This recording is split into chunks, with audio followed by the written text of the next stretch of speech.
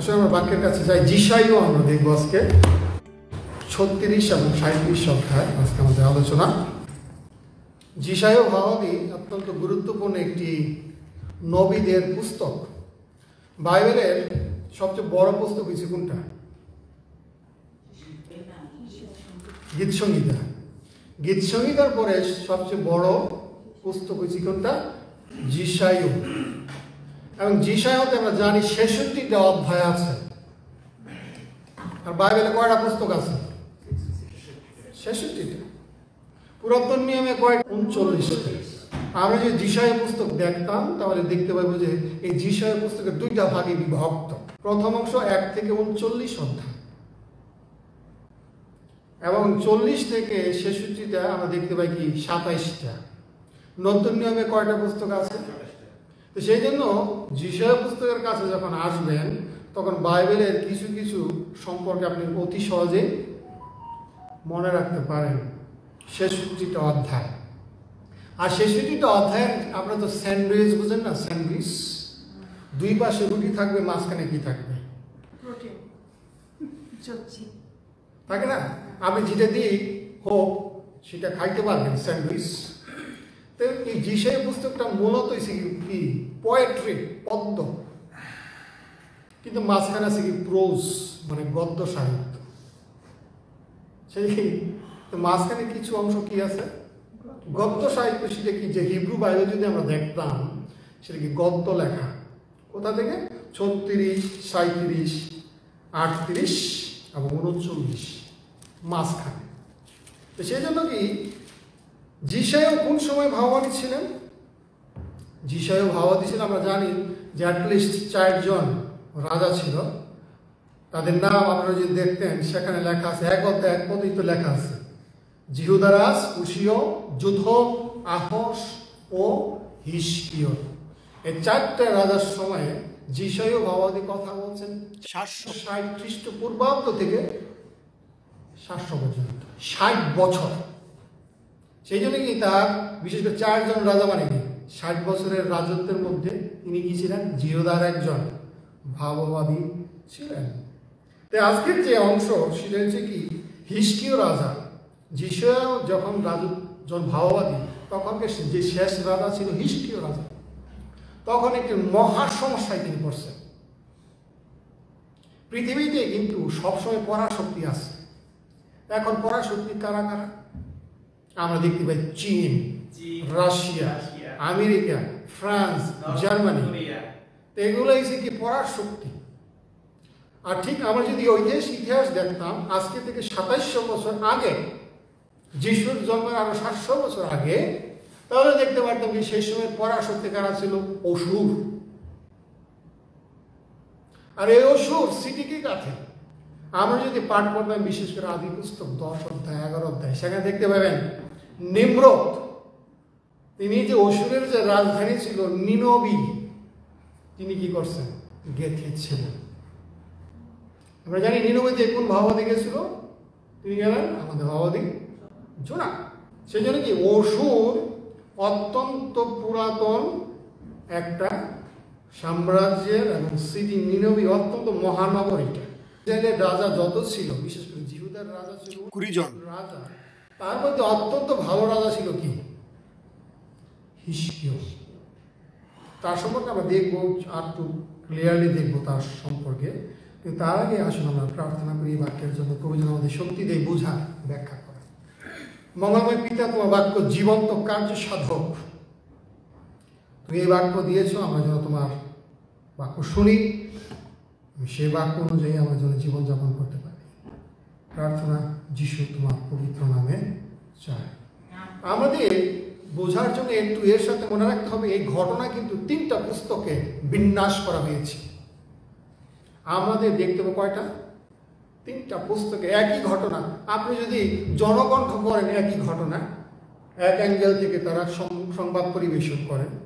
প্রথম আলো যদি পাঠ করেন এক অ্যাঙ্গেল থেকে সংবাদ পরিবেশন করেন। আপনি যদি ডেইলি স্টার পড়েন অন্যভাবে একই ঘটনা তারা কি করেন? পরিবেশন করেন। ঠিক তদ্রূপ একই ঘটনা 3টা জায়গায় লেখা আছে। প্রথমত লেখা আছে কোথায়? দ্বিতীয় রাজাবলী তার 18 অধ্যায়, দ্বিতীয় বংশাবলী 32 অধ্যায়। এই যে রেফারেন্সগুলো দিছে, আমাদের বংশাবলীতে যাওয়া উচিত, দেখা উচিত, যে এই সম্পর্কে একটু আমাদের পড়া স্টাডি করা উচিত। যদি যাই দ্বিতীয় বংশাবলী 32 অধ্যায়, দ্বিতীয় বংশাবলী। দ্বিতীয় বংশাবলী হচ্ছে বাইবেলের ইতিহাস পুস্তকের অন্তর্গত। যদি দেখি কিছুদিনের আগে, ইজরা পুস্তকের আগে দেখতে পারবেন 32 অধ্যায় 32 পদে লেখা আছে, হিজকিয়ের অবশিষ্ট কর্মের বৃত্তান্ত ও তাহার সাধু কার্যের বিবরণ দেখো, আমোসের পুত্র যিশায় ভাববাদীর দর্শন পুস্তকে লিখিত আছে, তাহা জিহুদার ও ইসরায়েলের রাজাদের ইতিহাস পুস্তকের অন্তর্গত। ধন্যবাদ। তাহলে কি এখানে কি ইনফরমেশন দেওয়া হইতেছে? 3টা বিষয়। এই ঘটনা কোথায় লেখা আছে? প্রথমত যিশায় ভাববাদীর পুস্তকে, ঠিক আছে। নাম্বার 2 জিহুদার পুস্তকে, আর নাম্বার 3 ইসরায়েলের রাজা। 3টা রেফারেন্স কে লিখে দিছে? যে বংশাবলী লিখতেছিল সে। এই ঘটনা আমরা কোথায় কোথায় পাইবেন? এখানে পাইবেন, এখানে পাইবেন, এখানে পাইবেন। সেই জন্য কি 3 জায়গায় একই ঘটনা, একই নিউজ দিচ্ছে, কিন্তু বিভিন্ন পার্সপেক্টিভ থেকে। তারপর আমি দেখি যে কেমন হিজকিয়া রাজা ছিল। একই পুস্তকে যদি লক্ষ্য করে দেখেন, তাহলে আপনি যদি দেখেন যে 31 অধ্যায় 20 পদে লেখা আছে তিনি কেমন রাজা ছিলেন।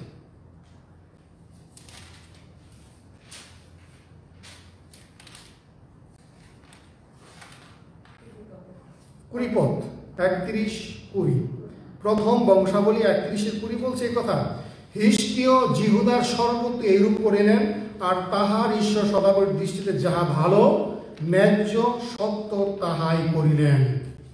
আর তিনি আপন ঈশ্বর অন্বেষণ করিবার জন্য ঈশ্বরের গৃহের সেবা কর্ম, ব্যবস্থা, আজ্ঞার সম্বন্ধে যে কোনো কর্ম আরোপ করিলেন, তা সমস্ত অন্তঃকরণের সহিত করিয়া কৃতকার্য হইলেন। সেই জন্য কি হিজকিয়া রাজা ছিল ঈশ্বরের দৃষ্টিতে একজন কি রাজা? ধার্মিক রাজা। ধার্মিক হওয়া সত্ত্বেও তার জীবনে কি নেমে আসছে? মহা বিপদ। না, চারিদিকে শত্রু। কারা আসছে? অসুর।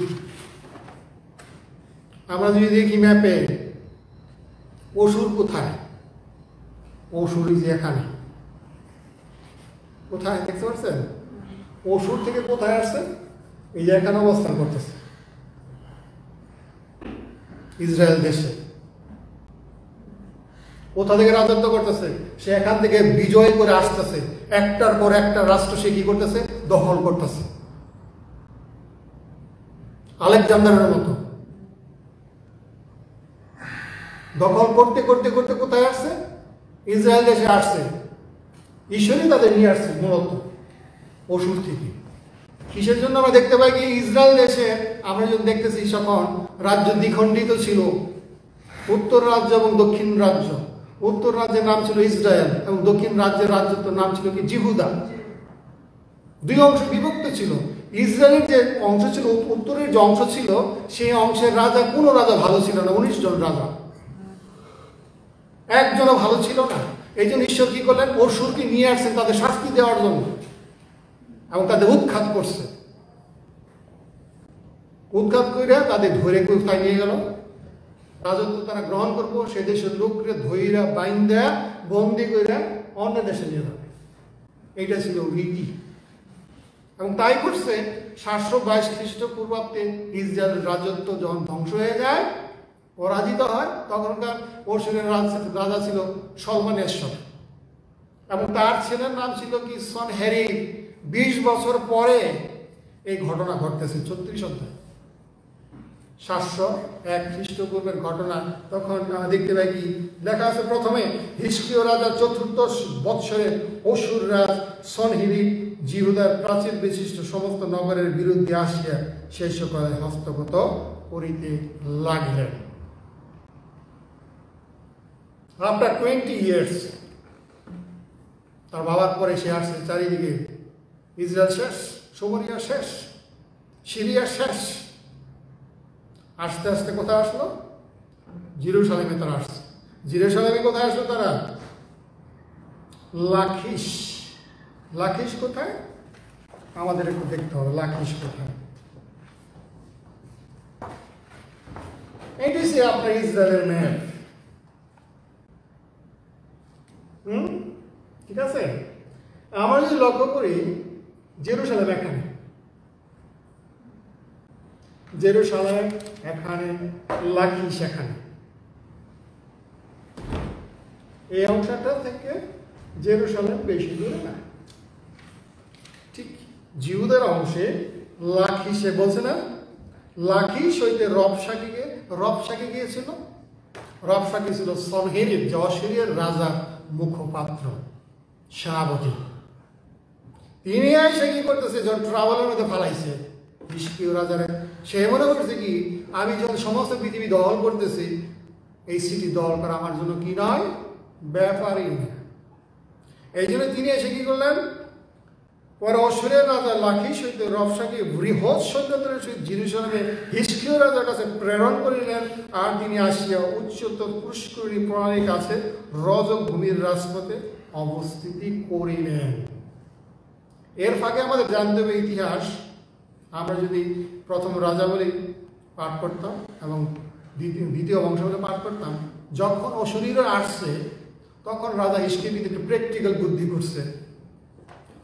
সিটির মধ্যে যেসব পানি আসা যাওয়া করতো না, যেসব পুষ্করিণী ছিল, যেসব নালা ছিল, তিনি কি করে দিলেন, বন্ধ করে দিচ্ছেন। যেন অশূরীরা এসে না কি পায়, পানি না পায়, বন্ধ করে দিচ্ছে পানির সাপ্লাই।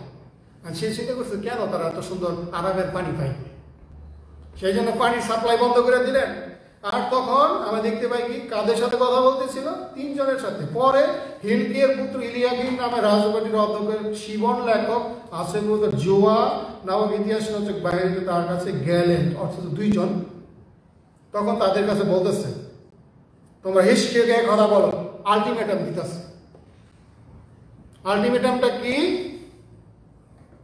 অসুর আছে এই কথা কেন, তুমি যে সাহস করিতেছো সে কেমন সাহস? আমি বলি তোমার সংগ্রামের বুদ্ধি পরাক্রম পোষ্ঠের কথা বলতেছে কি আলটিমেটামে, তুমি যেসব আমাদের বিরুদ্ধে তুমি যে যুদ্ধ সংগ্রাম করতে চাও, এগুলো শুধু মুখের বাক্য মাত্র, কর্মে পারবে না, তোমার সেই শক্তি নাই। খালি কথাই বলে যেতে পারে, কিন্তু তোমার কি নাই, শক্তি নাই। তারপরে বলছে দেখো তুমি ফেতলা নল রূপ যশী, অর্থাৎ মিশরের রূপে নির্ভর করতেছ। সেই সময় কি অনেকগুলো দেশ মিলিয়ে অ্যালাইন তৈরি করছে আর একটা বাহিনী। এইটার মধ্যে ছিল কারা কারা? জিহুদের রাজা হিজকিয়া ছিল, এর মধ্যে ইথিওপিয়া ছিল এবং মিশর ছিল। তারা মিলে চেষ্টা করতেছিল হিজকিয়ার বিরুদ্ধে দাঁড়াইতে। এর ফাঁকে হিজকিয়া রাজা কি করছে কি অসুর রাজারে অনেক গিফট পাঠাইছে। এমনকি জেরুজালেমের মন্দিরের যে দরজার যে সোনা খাতে লেখা ছিল, ওইগুলো কেটে কেটে কি করছে, পাঠাইছে সে যেন কি না করে, অ্যাটাক না করে। কিন্তু সে শোনে না, সে কন্টিনিউলি অ্যাটাক করতেছিল এবং রবশাকে পাঠাইছে। পাঠানোর বলে তুমি মিশরের উপর নির্ভর করো, এটা ফেতলা নল বিশিষ্ট, অর্থ কোনো শক্তি নেই, পাওয়ার নাই, ও তো ফু দিলে উড়ে যাবে। এইভাবে কি করতেছিল, ভয় দেখাইছিল। এমন যদি লক্ষ্য করেন তাহলে আপনি দেখতে পারবেন সে কোন ভাষায় কথা বলতেছিল। 11 পদে লক্ষ্য করে দেখেন, তখন ইলিয়াকিম শিব জোয়া রবশাই কইলেন, বিনয় করি আপনার দাসদিকে অরামীয় ভাষায় বলুন, কেননা আমরা তা বুঝিতে পারি। কেন তিনি জিহুদে ভাষায় কথা বলতেছিলেন? একটাই কারণ ছিল, যারা পাহারা দিতেছিল সৈন্য, তাদেরকে ভয় দেখার জন্য। তাদেরকে হিব্রু ভাষা বা জিহুদের যে ভাষা ছিল হিব্রু ভাষা, সেই ভাষা দিয়ে কথা বললে কি দেখাইতেছিল, ভয়। আমি যে অন্য পুস্তকে পড়তাম সে কথা লেখা আছে রেফারেন্স, ভয়। এখন যদি আমাদের যারা ইংরেজি বোঝে না, কম বোঝে, অসুবিধা নেই, কিন্তু এখন আইসে কেউ যদি এসে বাংলা ভাষায় আমাদের থ্রেটিনিং করে, আমরা বুঝবো না। ইংরেজির চেয়ে কেউ যদি বাংলায় এসে আমাদের থ্রেট করে, আরো স্পষ্ট না। সে কি করতেছে, সেই হিজকিয়া রাজার যে সেনাবাহিনীর দল ছিল তাদেরকে মনোবল ভেঙে দেওয়ার জন্য তারা কোন ভাষায় কথা বলতেছিল? হিব্রু ভাষা। তখন রবশাকেকে বলছে বারবার, কিন্তু রবশাকে বলিলেন, আমার প্রভু কি তোমার প্রভুর কাছে তোমারই কাছে এই কথা কইতে আমাকে পাঠাইয়াছে? তোমার সাথে ফেস টু ফেস খালি কথা দুইজনের সাথে না, আমি কথা বলতে আসছি সবার সাথে, সবাইকে যেন কি দেখাইতে পারি? ভয় দেখাইতে পারে। এই যে লোকেরা তোমাদের, সে বলতেছে কি, সেটা আপন আপন বিষ্ঠা খাইতে। বিষ্ঠা মানে কি? পায়খানা। সে এত উদ্যত কথা বলতেছিল, পায়খানা খায়, কেউ মূত্র খায়, দেড় লেখা আছে মূত্র পান হইতে খুঁজে বসিয়ে আছেন, উহাদের কাছে যদি পাঠান হয়, মানে যদি হিব্রু ভাষায় যদি পড়তেন আরো সিরিয়াল ল্যাঙ্গুয়েজ। এটা কত সুন্দর ভদ্র ভাষায় বলা হয়েছে কি, বিষ্ঠা মানে কি? ওয়েস্ট, মানুষের যে ওয়েস্ট পায়খানা। এই ভাষায় খুবই বিশ্রী ভাষায় হিজকিয়া রাজাকে কি করতেছিল? অপমান করতেছিল। এই অপমান করতে করতে আমরা দেখতে পাই কি, তখন বলতেছে, এখন তো কথা বলছে হিজকিয়া রাজার বিরুদ্ধে, এখন সে বলতেছে ঈশ্বরের বিরুদ্ধে কথা বলতেছে। সে বলতেছিল 17 পদ থেকে লক্ষ্য করে, পর আমি আসি তোমাদের নিজ দেশে, এক দেশে শস্য দ্রাক্ষারসের দেশে, রুটি দ্রাক্ষা ক্ষেত্রের দেশে তোমাদেরকে লইয়া যাইব। আমি আপনি পূর্বে বলেছি, যখন আগের দিনে রাজা রাজত্ব করত, বিজিত দেশে তাদের লোকগুলো নিয়ে কোথায় চলে যেত? অন্য দেশে। অন্য দেশে বসায়া দেওয়া হইতো তাদেরকে প্রলোভন দেখাইতেছে, এখানে কি তোমাদের জন্য আমি এরকম একটা দেশে নিয়ে যাব, যেখানে কি পাইবে তোমরা? রুটি পাইবে, দ্রাক্ষা ক্ষেত্র পাইবে। 18 বলতে সদাপ্রভু আমাদেরকে উদ্ধার করবে, এইগুলি যেন হিজকিয়া তোমাদের না ভুলা। জাতিগণের দেবতারা কি অসুর রাজের হস্ত হইতে আপন আপন দেশ রক্ষা করিয়াছে? তখন হয়তো রাজার মতো হয়তো সে অট্ট হাসি দিছে, এই পৃথিবী কেউ কি আছে আমার হাত থেকে রক্ষা করতে পারে? তাই না? হাসি দিছে, অট্ট হাসি। হমাতে তারপর বলতেছে কি, হমা অর্প দেবগণ কোথায়? আমি তো সবাইকে শেষ করে দিচ্ছি। এ ফাঁকে একটা কথা বলিনি, আগের দিনে রিজনাল গড ছিল। খুলনার ঈশ্বর আলাদা, রাজশাহীর ঈশ্বর আলাদা, চিটাগাংয়ের ঈশ্বর আলাদা। হ্যাঁ, আপনি পলেস্টিয়াতে যান, সে দেশের কি ছিল তাদের ঈশ্বরের নাম?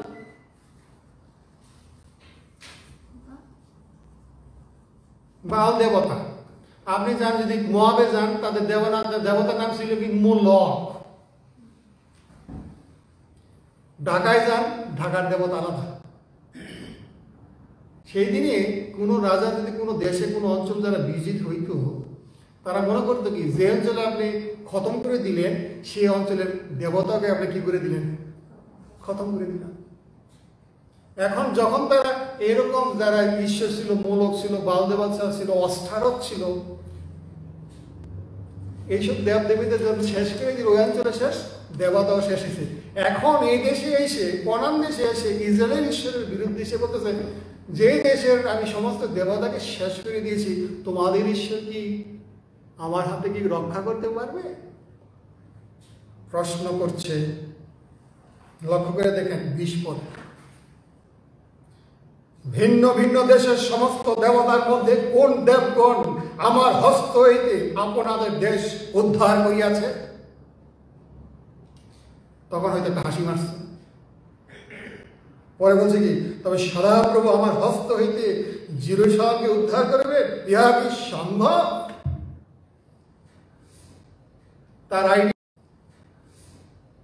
তার আইডিয়া কি ছিল? আমি খুলনার ঈশ্বরকে শেষ করে দিয়েছি, ঢাকার ঈশ্বরকে শেষ করে দিয়েছি, রাজশাহীর ঈশ্বরকে শেষ করে দিয়েছি, এখন কি তোমাদের ঈশ্বর, ইসরায়েলের ঈশ্বর কি আমাকে হাত থেকে রক্ষা করতে পারবে? পারবে না। এইভাবে জীবন্ত ঈশ্বরের নামে হিজকিয়ার বিরুদ্ধে টিটকারি দিতেছে। তখন যখন শুনতেছিল এইসব কথা, লোকেরা ঠান্ডা দ্বারা, কারণ রাজা বলছে কিছু বলবি না। রাজা কি বলছে এই সময়? ঠান্ডা থাকবে। বলছেন 21 পদের শেষের দিকে, তাকে উত্তর দিও না। কিছু কিছু সময় আছে কথা বলতে নাই। কিছু কিছু সময় যখন আমাদের সংকটের সময় কি থাকতে হয়? চুপ থাকতে হয়। এমনকি শত্রুরা যদি লম্ফঝম্প করে তরবারি দেখায়, কি থাকতে হবে? যখন ঝড় আসে, যখন বিপদ আসে, অনেক সময় কি থাকতে হবে? নীরব থাকা দরকার। এমন রাজা, ধার্মিক রাজা বলে দিয়েছিল, তোমরা কি করো না? টু শব্দ করবা না। যখন এই কথা চলতেছিল, তখন রাজা যখন এই কথা শুনছে, রাজা তার পোশাকটা কি করলো? ছিঁড়ে ফেলছে। আগের দিনে নম্রতার প্রতীক কি ছিল? পোশাক ছিঁড়ে ঈশ্বরের সাক্ষাতে যাওয়া। তিনি কি করলেন? চট পরিধান করছেন এবং কি করলেন? তার সেই লোকদেরকে তিনি কোথায় বাড়াই দিলেন? তার যে বন্ধু ছিল সেই সময়, তার একমাত্র বন্ধু, সে বন্ধু ছিল কি? ভাওবাদী যিশাইও। তার কাছে পাঠাই দিলেন, দেখো আমাদের জীবন্ত ঈশ্বরের বিরুদ্ধে তারা এই কথা বলতেছে, তুমি আমার জন্য কি করো? প্রার্থনা করো। সেই জন্য একা একা প্রার্থনা করলে চলে না। সেই জন্য কার দরকার? বন্ধুর কাছে প্রার্থনা রিকোয়েস্ট পাঠানো দরকার। আর সেই সময় তার বন্ধু কে ছিল? ভাওবাদী যিশাইও। তার কাছে বন্ধু, আমার জন্য কি করো? প্রার্থনা করো। আমরা মনে করি যে আমরা নিজে নিজের প্রার্থনা করে চলে না আসলে সবসময়। এই জন্য কর্পোরেট ওয়ার্শিপ দরকার। অন্যের সাথে মিলে কি করতে হয়? আমাদের বন্ধুদের কাছে প্রার্থনার রিকোয়েস্ট। এখন প্রশ্ন হচ্ছে, আপনার কি যিশাই আছে যার কাছে প্রার্থনার রিকোয়েস্ট পাঠাতে পারেন? সবারই কি থাকা উচিত? যিশাইয়ের মতো বন্ধু থাকা উচিত। রাজার বন্ধু কি ছিল? যিশাই, ভাওবাদী যিশাই। আর তিনি তার কাছে কি করলেন? তিনি বললেন 3 পদে, অন্ধকার দিন, সংকটের, অনুযোগের, অপমানের দিন, কেন সন্তানগণ প্রসবদের উপস্থিত, কিন্তু প্রসব পরিবার শক্তি নাই। অনেক মা আছে না, মারা যায়, প্রসব করতে পারে না, মানে কি শক্তিহীন আছে। আজকে বিশেষ করে জিহুদার জেরুজালেম অবস্থা এরকম অবস্থায়, প্রসব পরিবার শক্তি নেই, মানে কোনো শক্তি নেই। জীবন্ত ঈশ্বরকে টিটকারি দিবার জন্য আপন প্রভু সুরাজের প্রেরিত রবসাকে যে সকল কথা রয়েছে, হয়তো আপনার ঈশ্বর সদাপ্রভু তাহা শুনিবেন এবং তাহাকে সেই সকল কথা জন্য তিরস্কার দেবেন, তা আপনার সদাপ্রভু শুনিয়াছে। অতএব যে অভিষেক এখন আছে, আপনি তাহার নিমিত্ত প্রার্থনা উৎসর্গ করুন। রাজা বলছে কি? রাজা, আমার জন্য, এই দেশের জন্য আপনি কি করেন? আমাদের এই সংকটের সময়, যে কোনো সংকটে নিজেকে দেয় না, আপনি কি করেন? বন্ধুর কাছে প্রার্থনার রিকোয়েস্ট পাঠান। প্রথমে দেখলাম যে নীরব থাকা দরকার, এবং দ্বিতীয়ত কি করতে হবে এই মুহূর্তে, সংকটের মুহূর্তে? প্রার্থনা। অনেক সময় আমরা প্রার্থনা মনে করি কি সর্বশেষ রিসোর্ট। মানুষ কি প্রার্থনা করে? সবচেয়ে সমাধানের শেষ উপায়টা কি? প্রার্থনা। কিন্তু আমরা এখানে দেখতে পাই কি সমাধানের প্রথম ধাপ হয়েছে কি? প্রার্থনা। আমরা যখন সমস্ত উপায় শেষ, তখন আমরা কার কাছে আসি? ঈশ্বরের কাছে। কিন্তু একজন রাজা হিসেবে তিনি কি করলেন? কার কাছে আসলেন? ঈশ্বরের কাছে রিকোয়েস্ট। সেই জন্য প্রিয় ভাই বোন, আজকে যারা শুনছেন আমার এই কথা, আপনার প্রবলেম, আপনার সংকটে কার কাছে প্রায়োরিটি দিতে পারবে? ঈশ্বরের কাছে। যখন যিশাইয়ের কথা শুনতে পারছে, তিনি কি করলেন? আমরা দেখতে পাই, লক্ষ্য করে দেখেন 6 পদে, যিশাই তাদের কহিলেন, তোমাদের কর্তাকে এই কথা বলো, সদাপ্রভু এই কথা কহেন, তুমি যা শুনিয়াছ ও যা বলিয়া অসুর রাজের দাসেরা আমার নিন্দা করিয়াছে, সেই সকল কথায় ভীত হইও না। মানে কি? Don't worry. কি বলছেন? আমরা তো অনেক সময় বলি মানুষের সান্ত্বনাদের জন্য ডোন্ট ওয়ারি। যিশাই ও রাজাকে কি বলেন? Don't worry. প্রার্থনা বলার পূর্বে আমি জ্ঞাত আছি, দেখ আমি তাহার মধ্যে এক আত্মা দিব, এবং সে কোন সংবাদ শুনিবে, শুনিয়া আপন দেশে ফিরিয়া যাইবে, আর আমি তাহারই দেশে তাহাকে খড়গ দ্বারা নিপাত করিব। ভাববাণী করে দিছে। এই ভাবনে আমরা দেখতে পাবো পরে বাস্তবায়ন হয়েছে। আত্মা আসছে। যখন এই অবস্থায় চলতেছে তখন যুদ্ধ করার জন্য রবশাহী কি করলেন? এই যে আমরা দেখা যান সে রাজা কিন্তু অবস্থান করতেছিল এই যে কোথায়, লাখিশ।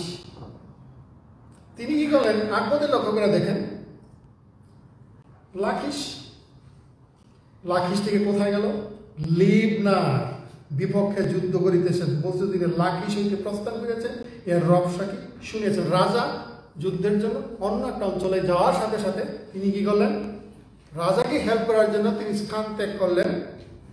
আর এদিকে নয়পদে দেখেন তিনি কুশ দেশীয় তিরহক রাজার বিষয়ে সংবাদ শুনিলেন, তিনি আপনার বিরুদ্ধে যুদ্ধ করাতে বাহির হইয়া আসিয়াছেন। এই কুশ দেশ কোনটা? ইথিওপিয়া। কোন দেশ? ইথিওপিয়া। আর ইথিওপিয়া মনে রাখতে হবে 25তম যে রাজবংশ ছিল সেই সময়ে, তখন মিশরের রাজত্ব করতেছে। কততম? 25তম রাজবংশ রাজত্ব করতেছে। ঈশ্বর কি করলেন? মাইন্ড তাদের কি করলেন? পরিস্থিতি কি করে দিলেন? চেঞ্জ করে দিলেন। আর তখন যাওয়ার সময় সে আবার কি করেছে? আলটিমেটাম দিয়ে দিছে, মনে রাখিস আমি চলে যেতেছি ঠিকই, কিন্তু কেউই জিহুদাকে অসুরের রাজার হাত থেকে কি করতে পারবে না, রক্ষা করতে পারবে না। এরপরে আমরা দেখতে পাই 10 পদে ইহা শুনে তিনি হিজকিয়া নিকটে দূত পাঠাইলে বলিলেন, তোমরা জিহুদার রাজ হিজকিয়া এই কথা বলিবে, তোমার বিশ্বাস ঈশ্বরে বলিয়া তোমার ভ্রান্তি না জন্মাও যে জেরুজালেম অসুর রাজের হস্তে সমবেত হইবে না। দেখো সমুদয় দেশ নিঃশেষে বিনষ্ট করিয়া অসুরের রাজা সমস্ত দেশের প্রতি যা যা করিয়াছেন তা তুমি শুনিয়াছ, তবে তুমি কি উদ্ধার পাইবে? আমার পিতৃপুরুষগণ যে সকল জাতিকে বিনষ্ট করিয়াছেন, গোষণ, হারন, রেফসদ এবং তলসর নিবাসী এদন সন্তানগণ তাহাদের দেবগণ কি তাকে উদ্ধার করিয়াছে? এগুলো কোন দেশ? এগুলো হচ্ছে অসুরের আশেপাশে, বিশেষ করে ইউফ্রেটিস এবং টাইগ্রিস নদীর অববাহিকা যেসব কান্ট্রির কথা বলতেছে এখানে, ঠিক আছে। দ্বিতীয় দেখেন হমাদ, অর্পত, সরফনগর, হ্যানা, ইব্বা, এগুলো ছিল কোন দেশ? অরামীয় দেশ, সিরিয়ার অংশ। এগুলো সে দখল করে বলতেছে এইসব রাজাই আমার সামনে দাঁড়াইতে পারবে না, পারে নাই। আর সামান্য জিহুদের জেরুজালেমে আমার সামনে দাঁড়াইতে পারবে না। এই কথা যখন চলতেছিল তখন রাজা কি করছে? যে চিঠিটা পাঠাইলো সেই চিঠিটা নিয়ে কোথায় গেল? গির্জায় গেছে, ঈশ্বরের গৃহে গেছে। সেই চিঠি নিয়ে ঈশ্বরের সাক্ষাতে পাইকা ধরছে। দেখেন না লোকেরা 14 পদে হিজকিয়া দুদিনে হস্ত হইতে পত্রখানি লইয়া পাঠ করিলেন, পরে হিজকিয়া সদাপুর গৃহে উঠিয়া গেলেন। সেই জন্য অনেক সময় ধার্মিক লোক যখন সমস্যায় পড়ে প্রার্থনার সাথে সাথে কোথায় যাওয়া উচিত? প্রভুর গৃহে যাওয়া উচিত। আমি ধন্যবাদ দিই আপনাদেরকে যে আজকে আপনার ডিসিশন নিয়েছেন আজকে যেন গির্জা আসেন। আমি গত সপ্তাহে প্রচার করেছিলাম তিয়েপ্তুর্গিত, সেখানে আসক তার প্রবলেম সে যেন দেখছি তার জীবনে, সে কোথায় গেছে? ঈশ্বরের গৃহে গেছে। সেই জন্য আমি সবসময় বলি খ্রিস্ট ভাই বোনদেরকে, কখনো প্রভুর সেবায় প্রভুর গৃহে যেতে কখনো কি করবেন না, কোন অজুহাত আপনি খুঁজবেন না। এই সমস্যা ওই সমস্যা, তার প্রবলেম যখন আসছে সে কোথায় গেল? সেই সময় মন্দিরে চলে গেল, ঈশ্বরের গৃহে গেল, আর তখন তিনি প্রার্থনা করতেছে। আর ঈশ্বরের সদাবের কাছে প্রার্থনা করিলেন, কহিলেন এই প্রার্থনা আমাদের এখান থেকে শিখার বিষয় আছে। 16 পদ থেকে তিনি প্রার্থনা শুরু করছেন, হে বাহিনীগণের সদা প্রভু। অনেক সময় আমাদের অনেক পৃথিবীর সবাই প্রার্থনা করে, প্রভু সবারই আছে। আপনি কোন প্রভুর কাছে প্রার্থনা করছেন? বাস্তবিক অনেক প্রভু আছে। আমরা যদি করিন্থীয় যদি দেখতাম,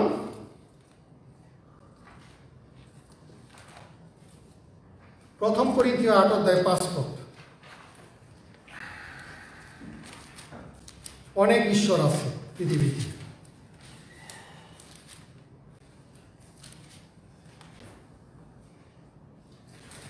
পাঁচ পথ।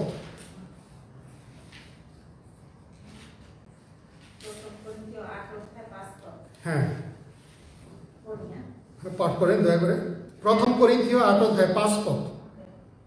কেননা কি স্বর্গে কি পৃথিবীতে যাহাদিগকে দেবতা বলা যায়, এমন কতগুলি যদিও আছে, বাস্তবিক অনেক দেবতা ও অনেক প্রভু আছে, তথাপি আমাদের জ্ঞানে একমাত্র ঈশ্বর সেই পিতা, যাহার হইতে সকলই হইয়াছে ও আমরা যাহারই জন্য, এবং একমাত্র প্রভু সেই যীশু খ্রিস্ট, যাহার দ্বারা সকলই হইয়াছে এবং আমরা যাহারই দ্বারা বিদ্যমান আছি। আমেন।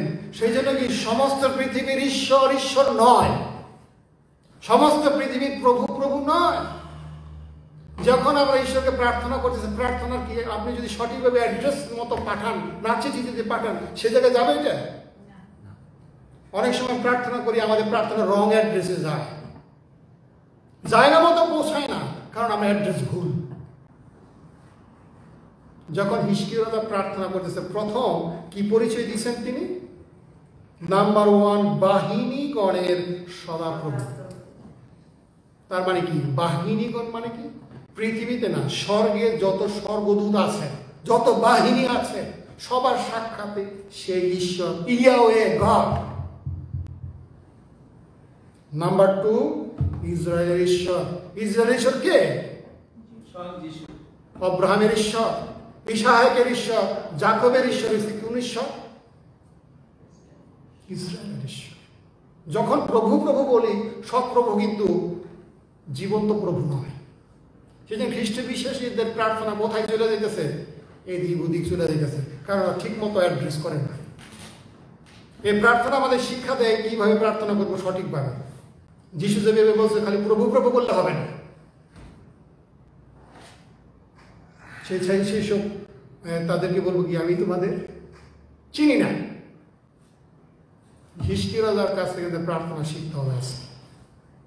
তিনি অ্যাড্রেস করছেন বাহিনীগণের ঈশ্বর। নাম্বার 2, ইসরায়েলের ঈশ্বর। সেই জন্য কি পৃথিবীতে অনেক ধর্ম আছে, সমস্ত ধর্মের ঈশ্বর আর খ্রিস্ট ধর্মের ঈশ্বর এক নয়। অনেক সময় খ্রিস্টানরা ভুল করে এটা, যদু মধু গধুর সাথে কি করে ফেলায়, মিলে ফেলায়। সেই জন্য আমাদের ঈশ্বর আর তোমার ঈশ্বর, সবাই আমরা কি করি? এক ঈশ্বরের কি করি? আরাধনা করি। দিলে কি হয়? সেই জন্য আমাদের ঈশ্বরকে বাহিনীগণের ঈশ্বর। নাম্বার 2 কি দেখলাম? ইসরায়েলের ঈশ্বর। নাম্বার 3 কি? করুপ দয়ে আসুন। করুপ কারা? আপনারা যদি দেখেন সমাগম তাঁবুতে ঈশ্বর নির্দেশনা দিয়েছেন মসিকে, তুমি কি করবা? যখন বক্স বানাইছে, বক্সটা কিসের? সমাগম তাঁবুর মধ্যে একটি কি ছিল? বাক্স, নিয়ম সিন্ধু। এর উপরে কি ছিল? করুপ মানে কি? স্বর্গদূত। সে কথা বলছে যেখানে ঈশ্বর দেখা দিত, সাক্ষাৎ করতো, প্রার্থনা শুনতো, সেই কথা বলছে এখানে। সেই বলছে কি? করুপ দয়ে আসীন তুমি, কেবল মাত্র তুমি পৃথিবীর সমস্ত রাজ্যের ঈশ্বর, আর কেউ না। তুমি আকাশমণ্ডল পৃথিবী নির্মাণ করে আছো, তিনি সৃষ্টিকর্তা। আর হে সদাপ্রভু, কর্ণপাত শোনো। হে সদাপ্রভু, চক্ষু উন্মীলন করিয়া দেখো, জীবন্ত ঈশ্বরকে টিটকারি দিবার জন্য সনহেরি যে সকল কথা বলিয়া পাঠাইয়াছেন তাহা শুনো। সেই জন্য যখন আমরা প্রার্থনা করব, সঠিক অ্যাড্রেস থাকতে হবে। খালি প্রভু প্রভু বললে হবে না। যিশু আমাদের প্রার্থনা করতে শিখাইছে। কিভাবে প্রার্থনা করতে হবে? হে আমাদের স্বর্গস্থ পিতা। প্রার্থনার অ্যাড্রেস ঠিক মতো করতে হবে প্রথম। তাহলে কখনো প্রার্থনার মধ্যে দিয়ে গৌরব আসে না, মহিমা আসে না। নাম্বার 2, নতুন নিয়মের শিক্ষা কি? যিশু নামে প্রার্থনা করতে হবে, অন্য কোনো ব্যক্তি নয়। কার নামে? আসুন আমরা দেখি একটা পদ, বিশেষ করে জহন্নিগত সুষমাচার দিব আমরা কিভাবে প্রার্থনা করবেন। সঠিক যদি অ্যাড্রেস ঠিক মতো না হয় ওই প্রার্থনা পৌঁছাবে না।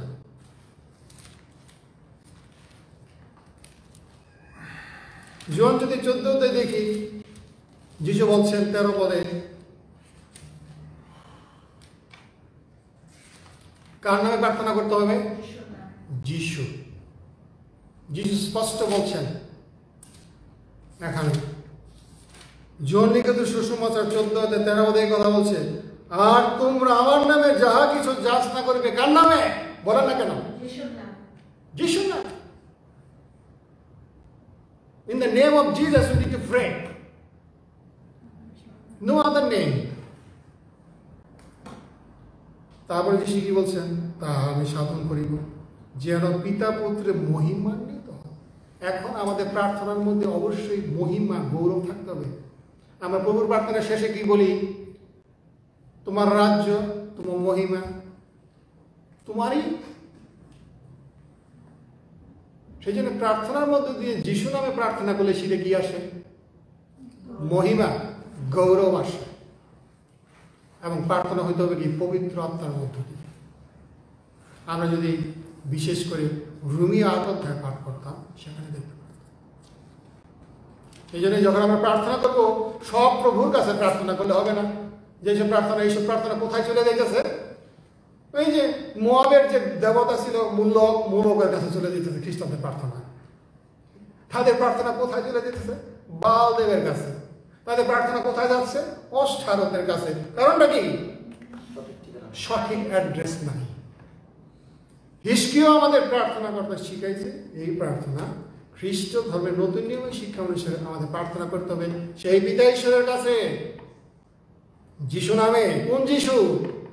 যে যিশু ঈশ্বর পুত্র, যে যিশু ঈশ্বরের বাক্য, যে যিশু ঈশ্বর, যিনি কি হয়েছেন? মানুষ হয়েছে। সেই যিশু, তিনি ক্রুশে মারা গেছেন। সেই যিশু পুনরুত্থান করেছেন। সেই যিশু স্বর্গে হয়েছেন, তিনি স্বর্গে গেছেন, তিনি আবার আসবেন। সেই যিশু নামে আমরা সেই যিশুর কথাই বলি।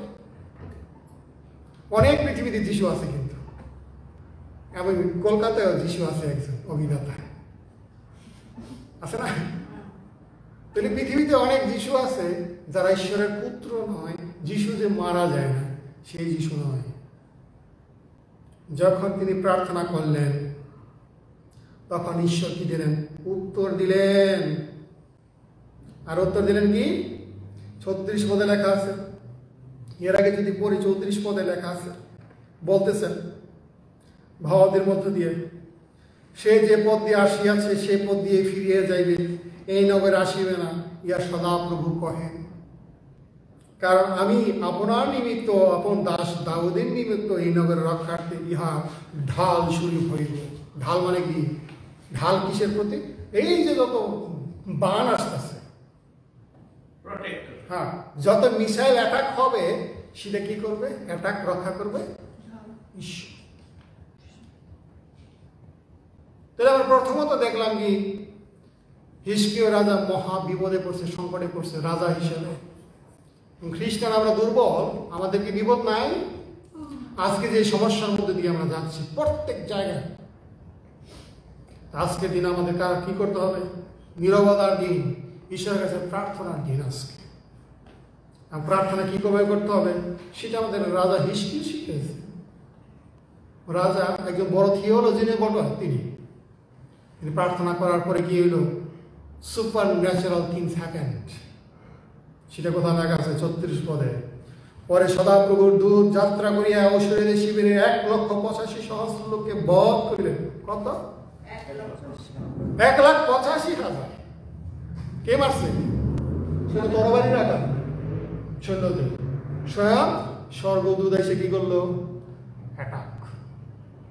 1,85,000 লোকেরা প্রত্যুষে উঠিল, আর দেখো সমস্ত কি? মৃতদেহ, সবাই ডেড।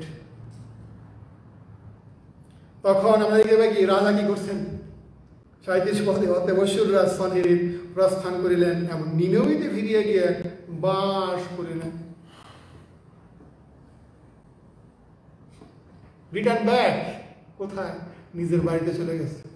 এতই তিনি বিধ্বস্ত হয়েছে, আমার আর যুদ্ধ করার দরকার নাই। পরে যখন সে তার মন্দিরে গেছে, তার দেবতাকে যখন প্রণিপাত করতে গেল, নিঃস্রকের গৃহে প্রণিপাত করতেছিল, তখন তার দুই ছেলে কি করলো, তার মেয়ে হারাইছে।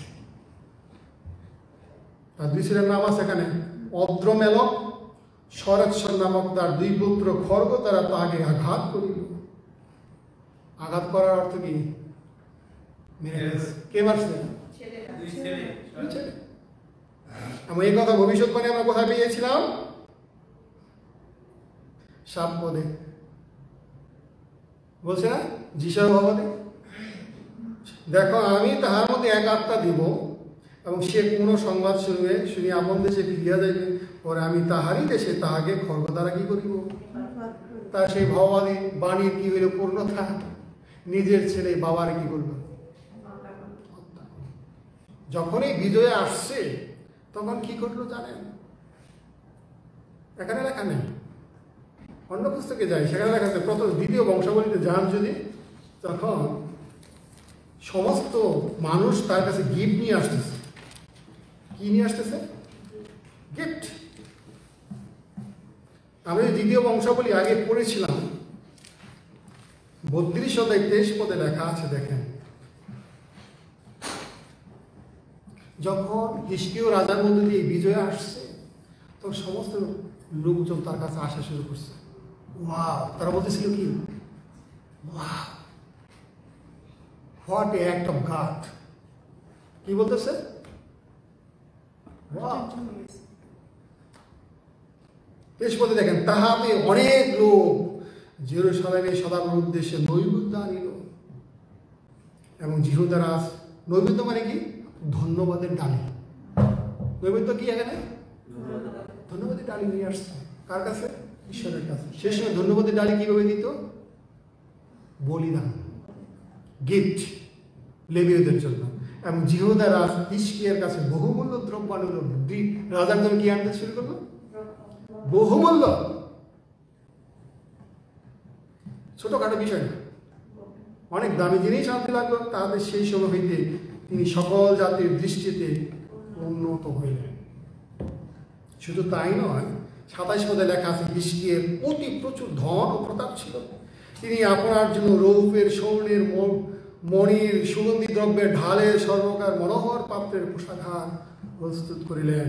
শুধু তাই নয়, তিনি আপনার জন্য 29 পদে দেখেন, নানা নগর গোমের সাথে অনেক পশুধন প্রস্তুত করিলেন, যেহেতু ঈশ্বর তাহাকে অতি প্রচুর দান দিয়েছিলেন। সেটা খ্রিস্টানরা যদি বড় লোক হয়, ঈশ্বর যদি দেয় আপনারে, এটা কোনো অপরাধ না।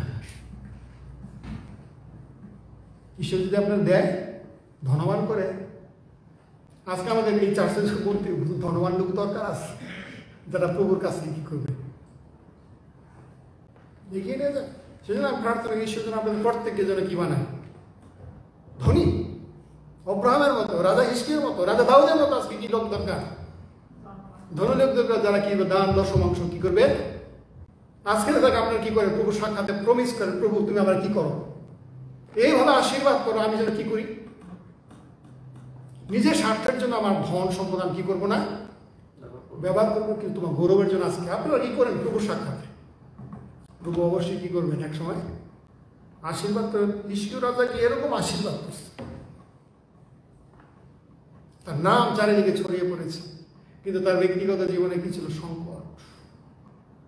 সেই জন্য আজকে অনেক খ্রিস্টান দেশে, বর্তমানে খ্রিস্টানদের অনেক ক্ষমতা আছে, তাদের মিসাইল আছে, সায়েন্স আছে, কিন্তু এখন যে সমস্যা আছে, বিলিয়ন বিলিয়নের ডলারের মধ্যে কি করতেছে? ডিফিসিট, লোনের মধ্যে পড়ছে। সেই জন্য আজকে প্রত্যেক খ্রিস্ট ভাই বোনদের কি করতে হবে? হিজকিয়ার মতো প্রার্থনা করতে হবে, কারণ আমার ট্রাবল সময়। এবং ঈশ্বর একটা কথা মনে রাখবেন, যখন বলতেছিল তখন এরকম একটা পর্যায়ে ছিল, যেমন একটা কুমারী মেয়েকে র্যাপ করতে যাইতেছে। সেভাবে তুলনা করা হয়েছে। না যদি আপনারা পাঠ করেন তাহলে দেখেন, এই যে 22 পদে বলছে, 37 অধ্যায়, সদাপ্রভু নিজেই বলতেছে, সদাপ্রভু তাহার বিষয়ে কথা বলিয়াছেন, তাহা এই অনুরা শিয়ন কন্যা, মানে কি? ভার্জিন, কুমারী কন্যা, তাকে র্যাপ করার জন্য সেনহেরিব আসছে, নিরুপায়। সেজন্য কি ধর্ষণ করার জন্য সেনহেরিব যেভাবে তুলনা করাইছে সে নিজে বলতেছে। আজকে খ্রিস্টানদের জীবনে আজকে পৃথিবীতে যারা আছে এই সমস্যার মধ্যে আজকে আছে, তারা যদি এইভাবে প্রার্থনা করে প্রভু সাক্ষাতে আসে, প্রভু তাদেরকে সুপার ন্যাচারালি কি করবে? আশীর্বাদ। আর সবসময় আশ্চর্য কাজ আশা করাও ঠিক না এই সংকটে, কিন্তু ঈশ্বর আমাদের সংকট থেকে কি করতে পারে? উদ্ধার করতে পারে। সেই জন্য আপনার যত পাওয়ার থাক, আজকে ক্ষমতা থাক, প্রভুর কাছে আসে, সঠিকভাবে প্রার্থনা করেন। অ্যাড্রেস ঠিক মতো যদি না হয়, তাহলে প্রার্থনা কোথায় চলে যাবে? এদিক ওদিক যাবে না। সেই জন্য সব ঈশ্বর নয়। আমরা দেখেছি কিভাবে ঈশ্বর রাজা হিজকিয়াকে রক্ষা করেছেন। তিনি আজকেও একই ঈশ্বর, ইসরায়েলের ঈশ্বর। সেই ঈশ্বর কোনটা ঈশ্বর? আব্রাহামের ঈশ্বর, ইসাকের ঈশ্বর, জাকবের ঈশ্বর, ইসরায়েলের ঈশ্বর। তিনি করুণায় আসে, তিনি আমাদের কি করতে পারেন? রক্ষা করতে পারেন। ঈশ্বরের বাক্যের মধ্যে দিয়ে